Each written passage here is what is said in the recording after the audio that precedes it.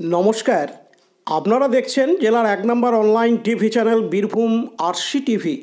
শুরু করছি আজকের সংবাদ।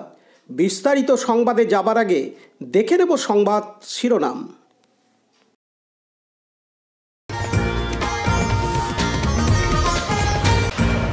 প্রয়াত হলেন বাংলার প্রাক্তন মুখ্যমন্ত্রী বুদ্ধদেব ভট্টাচার্য।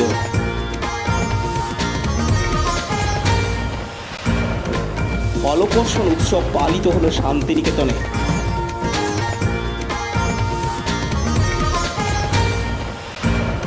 বিধায়কের উদ্যোগে বিশেষ চাহিদা সম্পন্ন ব্যক্তিদের সহায়ক সরঞ্জাম প্রদান। ক্রেতা সুরক্ষা সচেতনতা শিবির মোহাম্মদবাজারে।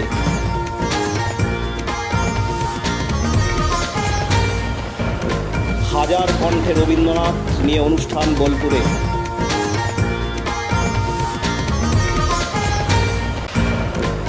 অবৈধ চোলাই মদ উদ্ধার অভিযান মুরারোয়।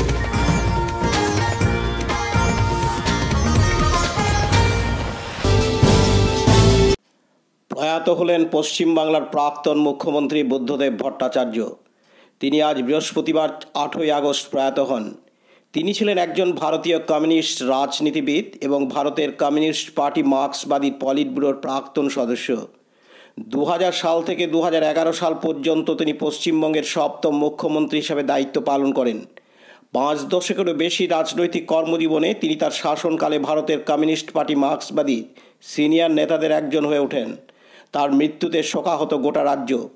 আর তারই স্মৃতিচারণে বীরভূম জেলা সিপিআইএম নেতৃত্ব শোকাহতর পাশাপাশি বীরভূম সফরে এসে ফেলে যাওয়ার স্মৃতি, জেলার থেকে শহরে আসা প্রাক্তন মুখ্যমন্ত্রীর উন্নয়ন, একাধিক বিষয় তুলে ধরলেন বীরভূম জেলা সিপিআইএম নেতা ডক্টর রামচন্দ্র ডোম।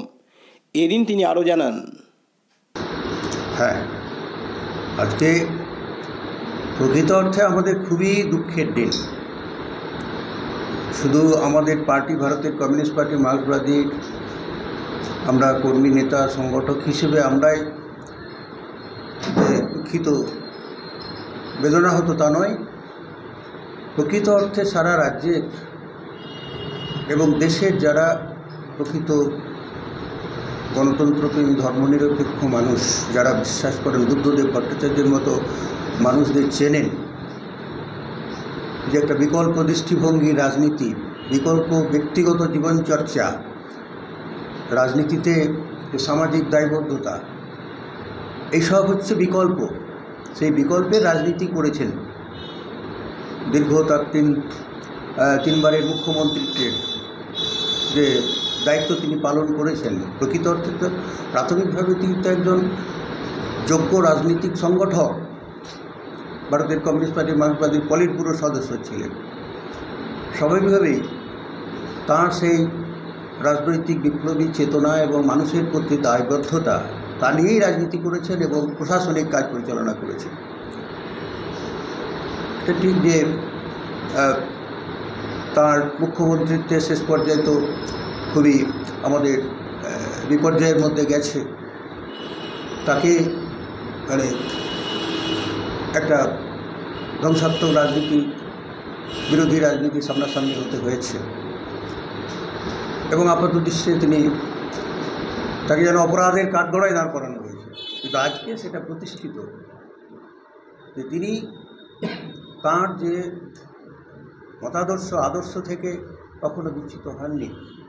স্বচ্ছতার যে রাজনীতি, তার উপরে দাঁড়িয়েই তিনি জনগণের প্রতি দায়বদ্ধ একজন মুখ্যমন্ত্রী, একজন মুখ্য যোগ্য প্রশাসক হিসেবে সেই ভূমিকা পালন করেছিলেন।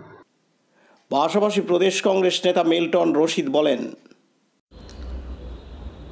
বুদ্ধবাবু আর আমাদের মধ্যে নেই। তাকে দেখার সুযোগ পেয়েছিলাম, প্রণাম করার সুযোগ পেয়েছিলাম। আমার দাদু প্রাক্তন বিধায়ক হারুনাল রশিদ, তার সঙ্গে রায়টাসে গিয়ে খুব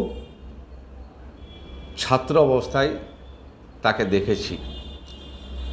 রাজনীতি করতে এসে এটা অনুভব করেছি, বুদ্ধবাবুর মতো লোকের, নেতাদের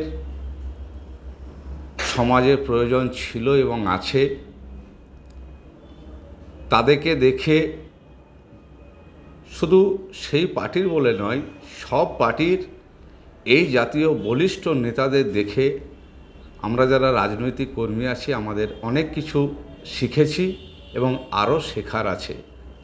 বুদ্ধবাবু সম্পর্কে আরও একটা কথা বলতে হয়, তার সাদা ধুতি সাদা পাঞ্জাবি রাজনীতি করতে এসে কখনো কালো দাগ লাগেনি। পার্থ দাসের রিপোর্ট, বীরভূম RCTV, সিউড়ি। এখন বিজ্ঞাপন বিরতি, ফিরে আসছি বিরতির পর। সব থেকে ভালো চিকিৎসা সবচেয়ে কম খরচে, সবচেয়ে কম খরচে। সব থেকে ভালো চিকিৎসা সবচেয়ে কম খরচে, সবচেয়ে কম খরচে।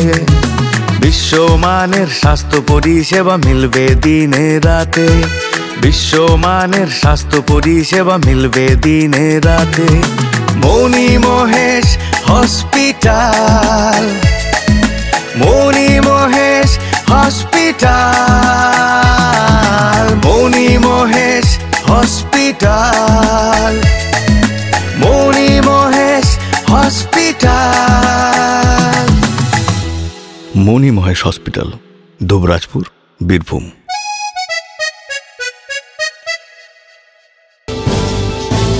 ফিরে এলাম বিরতির পর। আজ বৃহস্পতিবার 8ই আগস্ট যথাযথ মর্যাদায় হলকর্ষণ উৎসব উদযাপিত হয়। আজ এই হলকর্ষণ উৎসব 85তম বছরে পা দিল। এদিন সকাল থেকেই রবীন্দ্রনাথের গান ও নাচের মধ্য দিয়ে পালিত হলো হলকর্ষণ উৎসব। এই হলকর্ষণ উৎসবে বিশেষ অতিথি হিসেবে উপস্থিত ছিলেন বিশিষ্ট সাহিত্যিক জয়া মিত্র, বিশ্বভারতীর ভারপ্রাপ্ত উপাচার্য অরবিন্দ মণ্ডল, বিশ্বভারতীর আধিকারিক সহ বিশ্বভারতীয় শ্রীনিকেতনের পড়ুয়ারা। আর এই হলকর্ষণ উৎসবে বিশ্বভারতীর ভারপ্রাপ্ত উপাচার্য হাল চালিয়ে হলকর্ষণ অনুষ্ঠানের শুভ সূচনা করেন।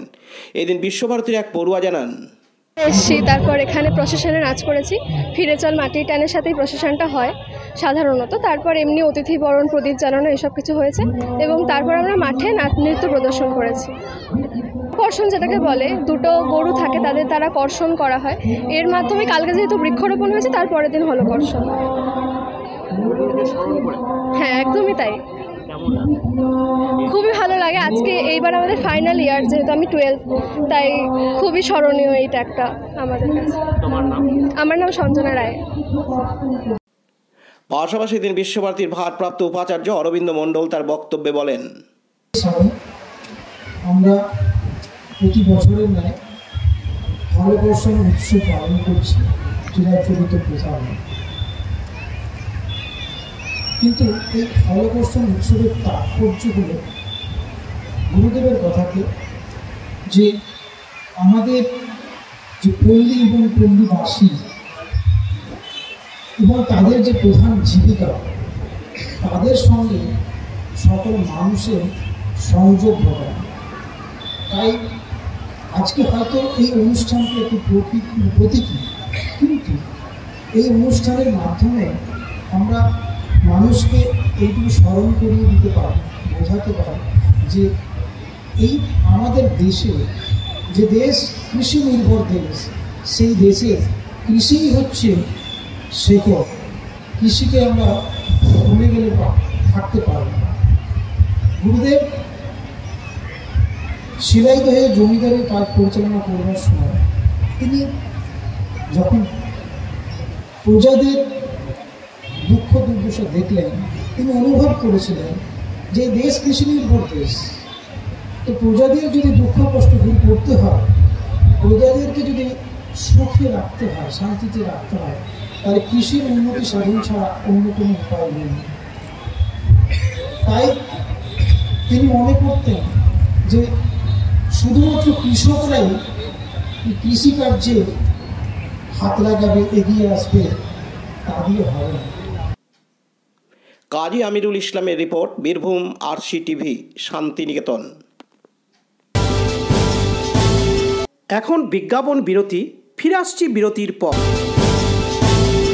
RCS network, High-speed internet, broadband, cable TV and landline service provider Dubrajpur Birbhum. আমাদের এখানে পাবেন BSNL, RailTel, City Alliance and Jio ফাইবারের internet, cable TV and landline টেলিফোনের কানেকশন নিতে যোগাযোগ করুন। দুবরাজপুর 0346229627 7449000072 9732202011 8207037404 সিউড়ি 034622999995 9647669665 7063544520। ফিরে এলাম বিরতির পর।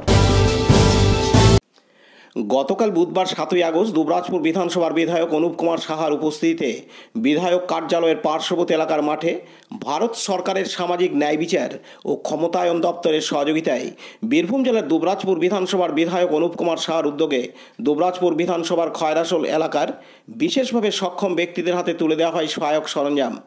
এদিন ভারত মাতার প্রতিচ্ছবিতে মাল্যদান ও পুষ্পার্ঘ নিবেদনের পরবর্তীতে একটি অনুষ্ঠানের মাধ্যমে তাদের হাতে তুলে দেওয়া হয় ট্রাইসাইকেল, হুইল চেয়ার, ব্যাটারি চালিত রিক্সা, হাত রিক্সা, দৃষ্টিহীনদের লাঠি সহ নানান সহায়ক সরঞ্জামগুলি। এদিন 265 জন বিশেষভাবে সক্ষম ব্যক্তিদের হাতে সহায়ক সরঞ্জাম তুলে দেওয়া হয়। উল্লেখ্য, চলতি বছরের 18ই জানুয়ারি খয়রাসোল বিজয় কৃষ্ণ আশ্রমে বিশেষ চাহিদা সম্পন্ন মানুষজনদের নিয়ে চিহ্নিতকরণ শিবির অনুষ্ঠিত হয়। এদিন উপস্থিত ছিলেন বিধায়ক অনুপ কুমার সাহা, সমাজসেবী ধ্রুব সাহা, ঝাড়খণ্ড নিবাসী সমাজসেবিকা বন্দনা ঝা, গীতা ভবনের অধ্যক্ষ সত্যানন্দজি মহারাজ, খয়রাসোলের অচিন্ত চৈতন্য ব্রহ্মচারী, সমাজসেবী সুখময় গড়াই, সুকুমার নন্দীসহ বিশিষ্টজনেরা ও বিশেষ চাহিদা সম্পন্ন ব্যক্তিরা। এদিন বিধায়ক অনুপ কুমার সাহা জানান, বিধানসভার প্রত্যেকটা মানুষের পাশে দাঁড়াতে চাই, যে কারণে আমি ভারত সরকারের সামাজিক ন্যায় বিচার ও ক্ষমতায়ন দপ্তরে এই এলাকার সক্ষম মানুষদের যে সমস্ত সরঞ্জাম দরকার সেই নিয়ে দরবার করি এবং তাদের এর আগে একটা আমরা ক্যাম্প করাই, যে ক্যাম্পে খয়রাসোলের প্রায় 265 জনের মতন ব্যক্তিরা এসে নাম নথিভুক্ত করে এবং তাদের নামে সরঞ্জাম আসে এবং আজকে আমরা প্রত্যেকের হাতে তাদের নিজস্ব সরঞ্জাম তুলে দিলাম এবং এই কার্যক্রমে এলাকার প্রত্যেকটা মানুষ খুশি, যারা সরঞ্জাম পাচ্ছে প্রত্যেকেই খুশি এবং অনেকেই যে কারণে এই ক্যাম্পে আসতে পারলেন না, ডকুমেন্টের ভুল, আমাদের যাদের হ্যান্ডিক্যাপ সার্টিফিকেট আছে পার্সেন্টেজে ভুল বা সার্টিফিকেট নেই, এই ধরনের ব্যক্তিদেরও আগামী দিনে যাতে তাদের ডকুমেন্ট ঠিক করেন এবং আমরা যাতে ক্যাম্প করে তাদের হাতেও সেই সরঞ্জাম তুলে দিতে পারি সেই ব্যবস্থা নিয়েও চিন্তা করব। সার্বিকভাবে মানুষের পাশে দাঁড়ানোর কাজ করেছি যাতে তারা স্বাভাবিক সুস্থভাবে জীবনযাপন করতে পারে। তার জন্য আমি নরেন্দ্র মোদী সরকারকে ধন্যবাদ জানাই, এলাকার সমস্ত মানুষকে ধন্যবাদ। বিপিন পালের report, Birbhum RC TV, Khoyrasol. এখন বিজ্ঞাপন বিরতি, ফিরে আসছি বিরতির পর। বঞ্চনার অবসান, শ্রমের সম্মান। 100 দিনের কাজের অদক্ষ শ্রমদানকারীদের জীবনে এলো নতুন প্রভাতের আলো। মাননীয় মুখ্যমন্ত্রী মমতা বন্দ্যোপাধ্যায়ের উদ্যোগে তাদের 2 বছরের বকেয়া মজুরির বঞ্চনার অবসান হলো। সম্পূর্ণ রাজ্য সরকারের নিজস্ব তহবিল থেকে 2651 কোটি টাকা ব্যয়ে 59 লক্ষ অদক্ষ শ্রমদানকারীদের বকেয়া মজুরি প্রদান করা হয়েছে। হাসি ফুটেছে রাজ্যের সকল অদক্ষ শ্রমদানকারীদের মুখে। পঞ্চায়েত ও গ্রামোন্নয়ন দপ্তর পশ্চিমবঙ্গ সরকার কর্তৃক জনস্বার্থে প্রচারিত। ফিরে এলাম বিরতির পর।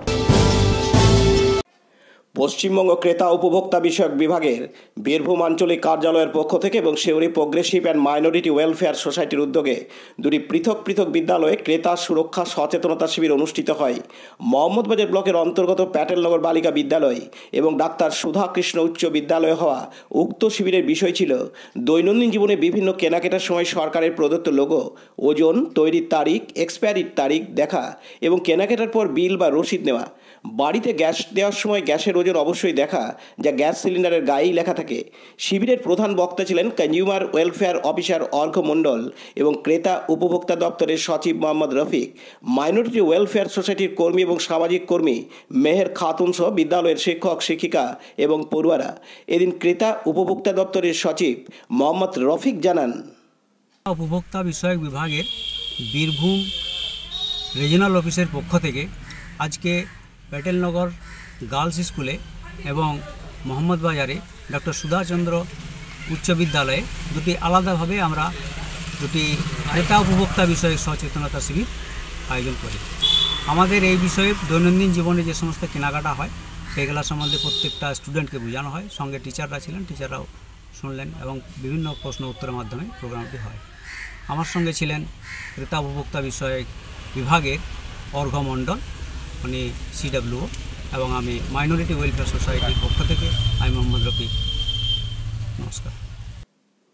পতিত পাবন বৈরাগ্যের রিপোর্ট, বীরভূম RCTV, মোহাম্মদ বাজার। পশ্চিমবঙ্গের মুখ্যমন্ত্রী মমতা বন্দ্যোপাধ্যায়ের অনুপ্রেরণায় বীরভূমের বোলপুর পৌরসভার উদ্যোগে ও বোলপুর সংস্কৃত মঞ্চের সহযোগিতায় হাজার কণ্ঠে রবীন্দ্রনাথ একটি অনুষ্ঠানের আয়োজন করা হয়েছিল গতকাল বুধবার 7ই আগস্ট বোলপুর স্টেডিয়াম মাঠে।